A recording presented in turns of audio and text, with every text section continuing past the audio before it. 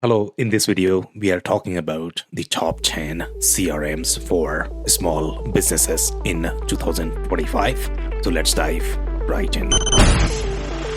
Growing a business requires a holistic approach that extends beyond sales and marketing. This approach needs alignment among people, processes, and technologies. So if you're a business owner, operations, or finance leader looking to learn growth strategies from your peers and competitors, you're tuned into the right podcast. Welcome to the WBS Podcast, where scalable growth using business systems is our number one priority. Now, here is your host, Sam Gupta. My name is Sam Gupta. I am principal at Elevate IQ.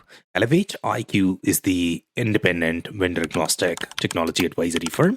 We help our clients with technology selection, change management, as well as enterprise transformation strategy. Let's go back to today's topic, which is the top 10 CRMs for small businesses in 2025. Before we dive into the topic, let's set the stage for how we define these small businesses, as well as the attributes that matter when it comes to selecting a CRM for small businesses. So some of these businesses, and generally from our perspective, the way we rank and the systems, we segment this into four different segments. One is startup, then small business, mid-size, as well as large. So this small business segment is particularly unique. In this particular case, you are not going to have as much simplicity as you may require for the startup phase, because these businesses are going to be slightly more seasoned. Generally, the quantification for these businesses would be somewhere around 20 to roughly 100 employees, as well as the revenue may be anywhere from 10 to roughly 100 million in revenue. So this is how we define a small businesses. Now, some companies may argue that this may be slightly bigger or the medium size, but from our perspective, these are the small businesses as far as the ranking goes for this list. Now, the needs for this particular market segment differs substantially, especially comparing with the other segments that we have, for example, startups, mid-size or large. In this particular case, the businesses or the departments that we are going to have in the businesses are still going to be siloed. Their needs are still very customer facing. They are not going to have as deep needs for planning, decision making that you are going to require with the mid-size as well as large businesses. And when you compare this with large businesses, they are going to have slightly more global consolidation need. At this stage, that need is still not there. So the systems designed for this market segment do not cater for the needs for the startups as well as for mid-size and large. They are going to be largely concentrated on the needs of small businesses. Now, there may be some consolidation in this particular case. For example, let's say if you might be using several different CRM systems with your during your startup phase. In this particular case, you may need to consolidate at least some of the channels. You may have the needs for omni-channel tracking, but the consolidation is not as heavy as you would require during your mid or large phase. The security workflows, they are important, but they are not as important in terms of segregating the access for your teams. So again, the emphasis may not be there on these features. The criteria that we have used to compile this list is product share, acquisition strategy focused on this particular category, which is going to be a small business segment, and then product roadmap, community ecosystem, win rate, technology strategy, as well as the investors. So now let's look at the list.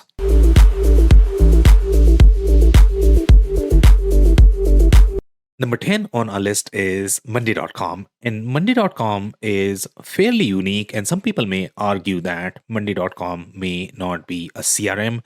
But some companies do use Monday.com as their CRM. And the reason why they use is because of the flexibility that they get using Monday.com. Other slightly more standardized CRMs require a lot more consulting training, and not every small business is going to have patience as well as mindset to implement those systems. And that's why they start on Monday.com, because during this phase, their processes may not be as streamlined. So, what Monday.com does is it gives them an ability to be able to document these processes. And once they know how these processes are going to work, then they can go for slightly more standardized CRMs that we have on this list. Now, during this phase, companies may not have as much implementation, change management, training, budget, and their problems are not as defined. So that's why Monday.com works really well in this category.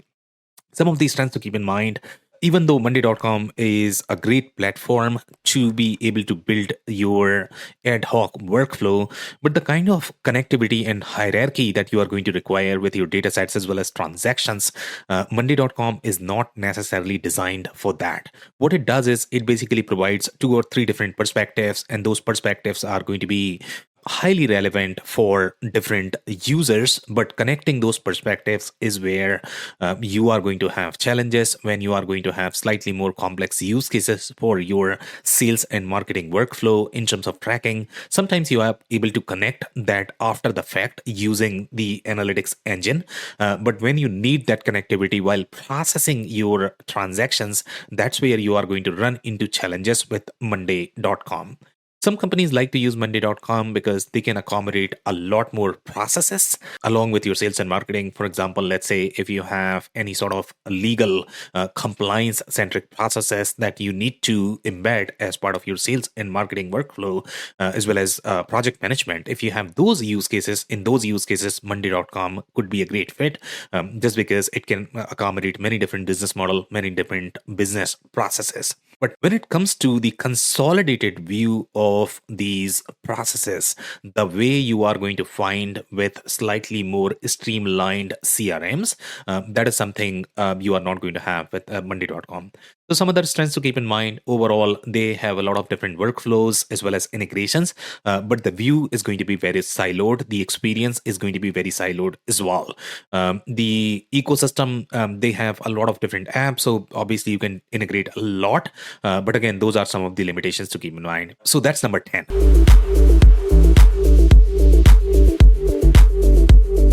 Now, number 9 on our list is ClickUp.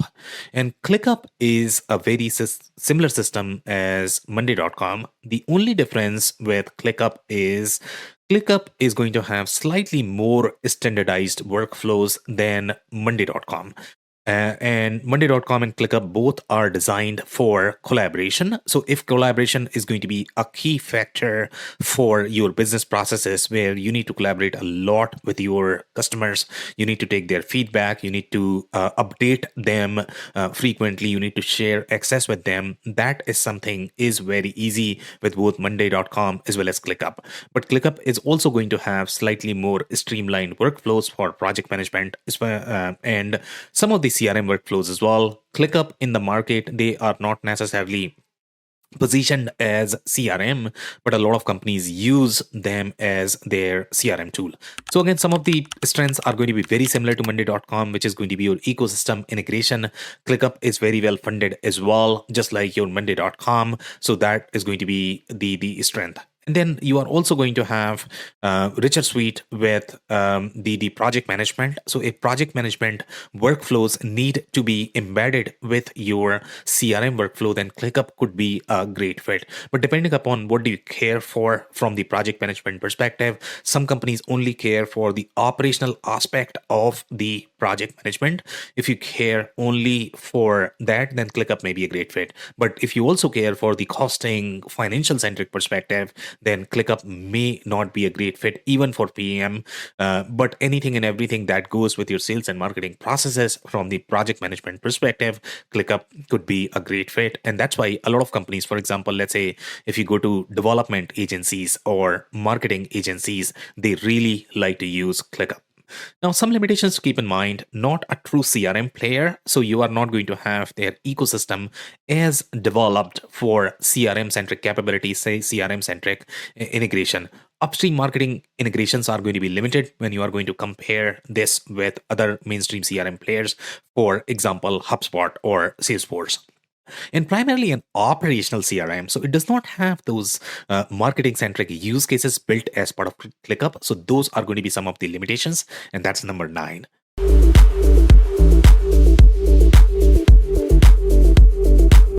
Now, number 8 on our list is ActiveCampaign. An ActiveCampaign is very different from Monday.com or ClickUp, the ones that we have covered so far on this list.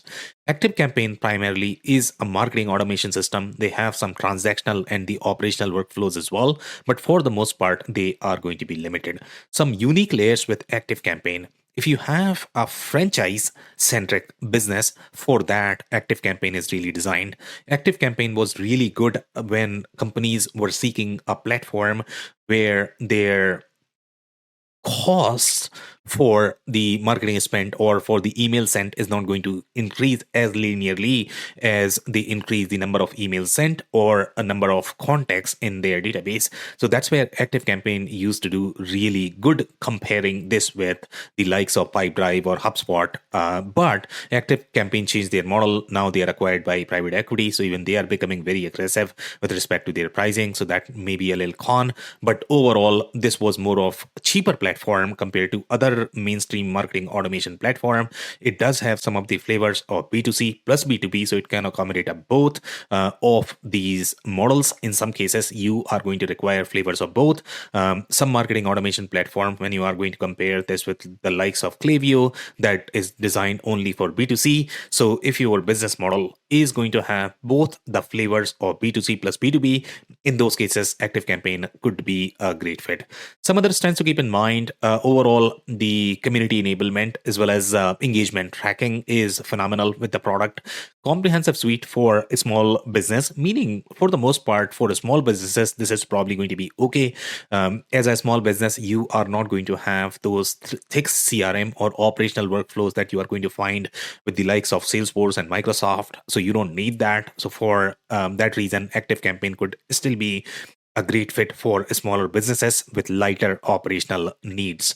And then cost of bulk emails is a huge factor for ActiveCampaign even today, even though they have increased their pricing, but they seem to be very competitive, sometimes far more affordable than the other platforms. Some limitations to keep in mind, CRM data layers limited for B2B businesses. So for B2B, even though they have layers, but those layers might not be as rich, as detailed as you are going to find with the other B2B centric platforms. The pricing structure may be slightly difficult to understand, and that's what users report. So you might need to pay attention there.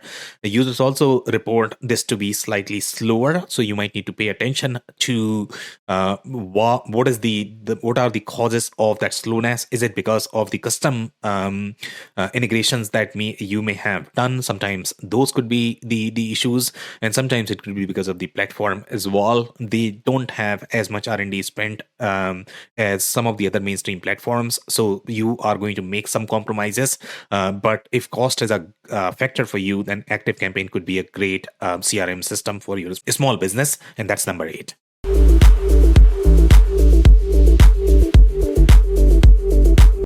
Now, number 7 on our list is Sugar CRM. And Sugar CRM is ideal for those industrial-centric businesses, especially the businesses that host majority of their processes inside ERP.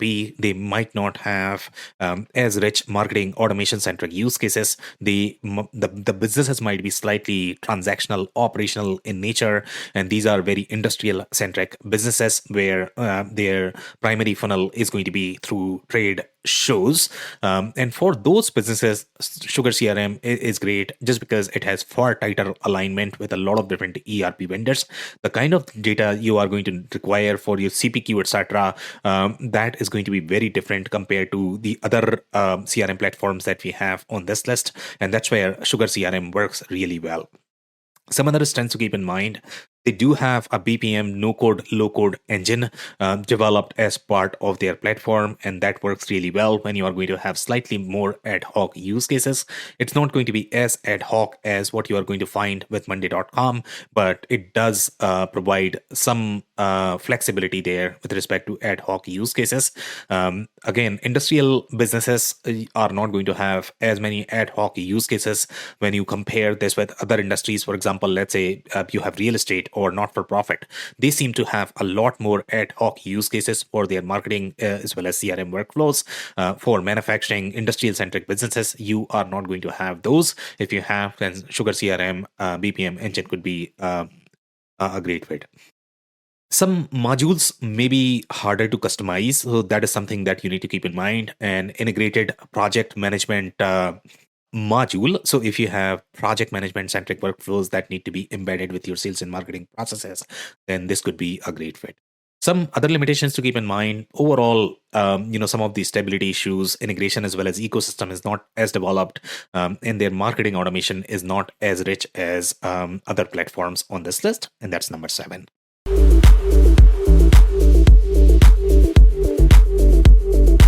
Number 6 on our list is Keep, and Keep is a relatively smaller platform when you are going to compare this with Sugar CRM. Keep is more relevant for startup centric businesses, but for the most part, if you are going to be extremely limited on budget, then Keep could be a great fit. But keep in mind, Keep is very aggressively priced the way their tiers are designed. So pay attention to their tiers, even though it might be cheaper to begin with, but the cost increases. Overall, their data model, process model is designed for very startup centric businesses. So you are going to compromise on the functionality, but pay attention to their pricing. Some strengths to keep in mind: if you are going to be slightly more healthcare business and you care for HIPAA-centric compliance, then Keep could be a great fit. There are only a few CRM systems that we have in the market that serve healthcare, have HIPAA compliance. In that category, Keep is going to be a great fit. Some other strengths: workflows. Keep does have workflows, and workflows is generally available with slightly richer system. The size Keep, the kind of platform Keep is especially designed for a startup ecosystem, in that you have a workflow that's a huge deal overall for a platform. And you can build detailed complex funnels, so that's a huge plus for Keep. Some limitations to keep in mind: limited direct integration with data apps. When you compare this with Pipedrive or HubSpot, they have the data apps built, incorporated as part of their native workflow. Keep does not have that. Contact centric with limited B2B hierarchies. So the CRM is going to be very contact centric, meaning you are not going to have as many hierarchies. If you are going to have complex customer structure, then for that, Keep might not be the best fit. And then overall, the landing pages, the page builders, they are not as developed as other platforms. So that's number 6.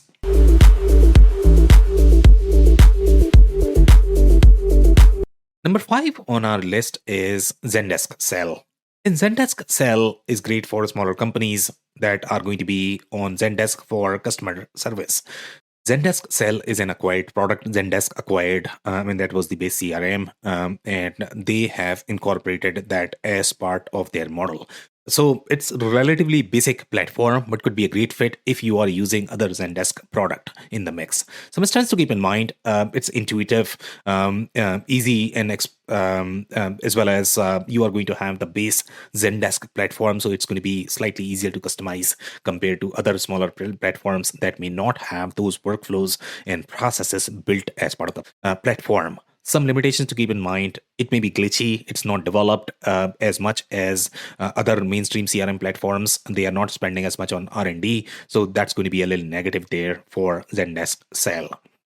And Zendesk Sell and Support, they are not as well integrated. They are very lightly integrated just because this is an acquired product. Sometimes vendors do integrate acquired products well. In this case, it has not been acquired as deeply as how you are going to find the other platforms.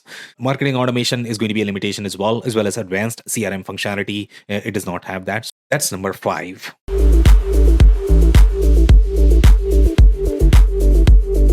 Number 4 on our list is Salesforce.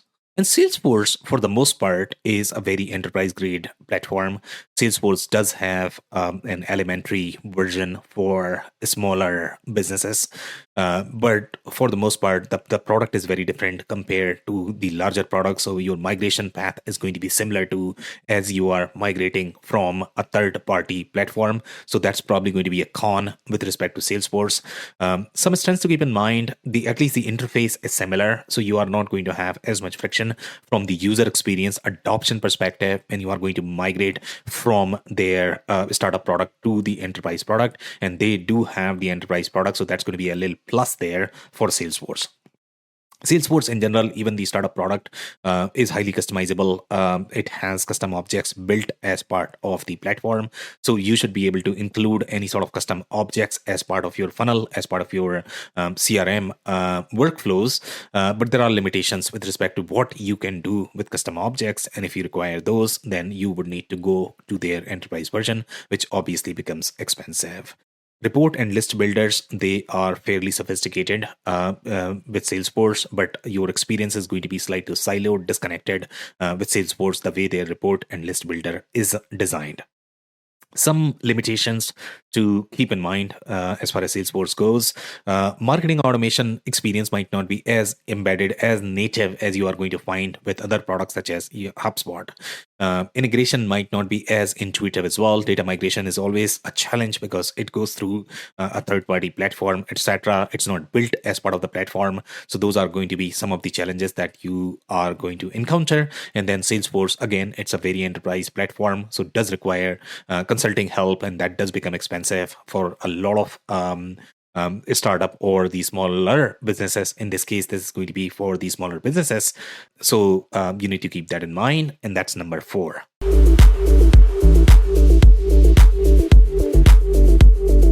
Number 3 on our list is HubSpot CRM. And HubSpot CRM is great for smaller businesses that care for a lot more marketing automation workflows compared to the operational workflows. For the operational workflows, especially in the industries where you are going to have a lot more operational workflows, in those cases, HubSpot may not be the best fit just because the data model, the process model HubSpot has is very limited. But if you care for the website integration, CMS, omnichannel tracking from the website perspective, then HubSpot CRM is a great fit.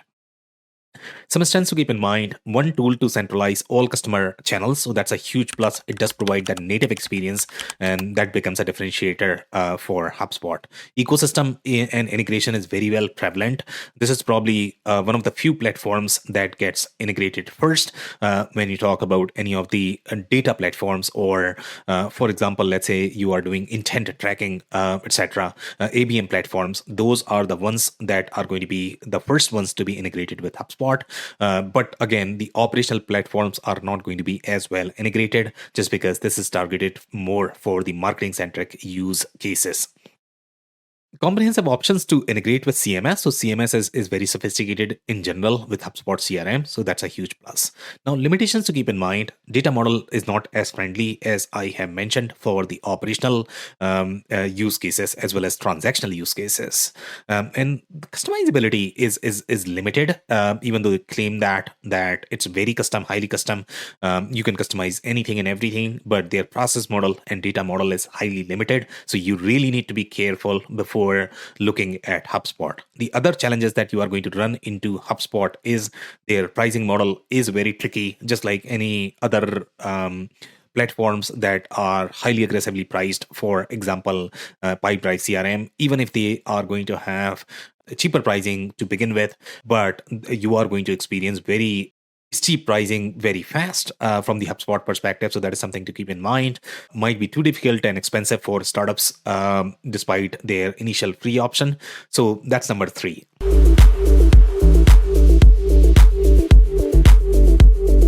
Now, number 2 on our list is Pipedrive CRM.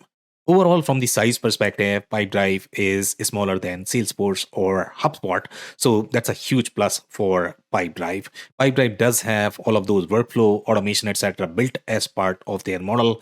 They are innovating a lot overall from AI perspective. They have one of the detailed reporting engine available. They also have some of the unique features with respect to their data integration as well as document integration that might not be available with the other platforms. They are also unique with respect to their CPQ integration that also exists with platforms such as your Sugar CRM. Other CRMs may rely on an external CPQ. For example, let's say if you look at HubSpot or Salesforce, so Pipedrive does have that built. But when you look at CPQ, sometimes the CPQ may be unique to specific industries just because the product, the estimation, the way you are going to do that is going to be very unique. So Pipedrive may not work for all the industries, but that is something that you have as part of the platform. Some limitations to keep in mind. Overall, data structure is weak compared to other slightly bigger platforms when you compare this with HubSpot or Salesforce. The export and import functionality may not be as detailed as some of the other platform, and overall customizability is not as much as the enterprise grade platforms, for example, Salesforce or Microsoft. So that's number 2.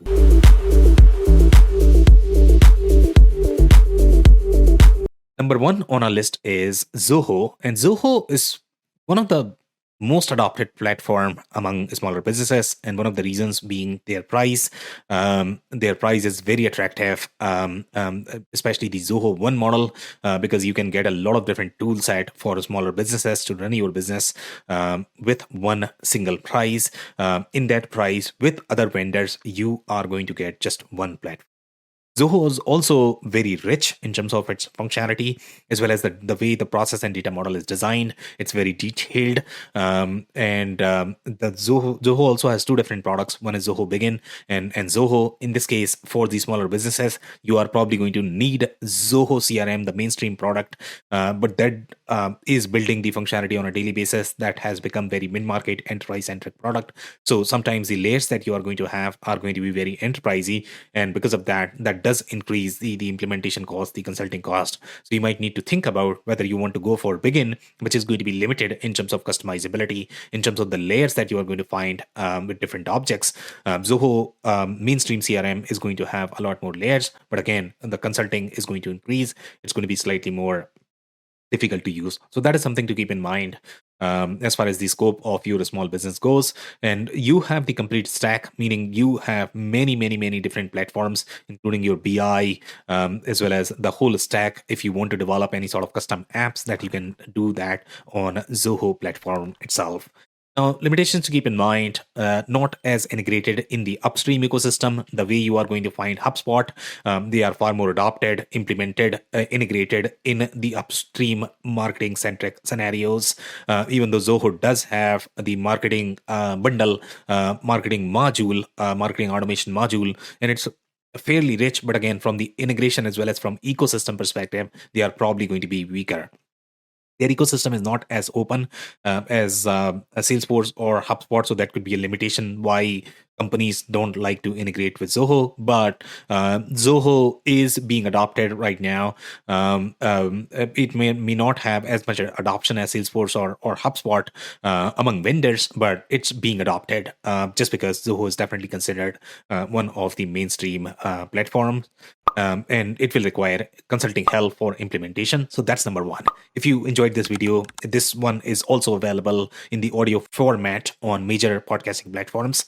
And then if you have not checked our digital transformation report, we are going to link that. Also, we are going to have a detailed article as well as a report that does provide much deeper analysis. So you might want to check that. On that note, thank you so much for tuning in. I'll see you in the next one. Thank you for listening to another episode of the WBS Podcast. Be sure to subscribe on your favorite podcasting platform so you never miss an episode. For more information on growth strategies for SMBs using ERP and digital transformation, check out our community at WBS.rocks. We'll see you next time.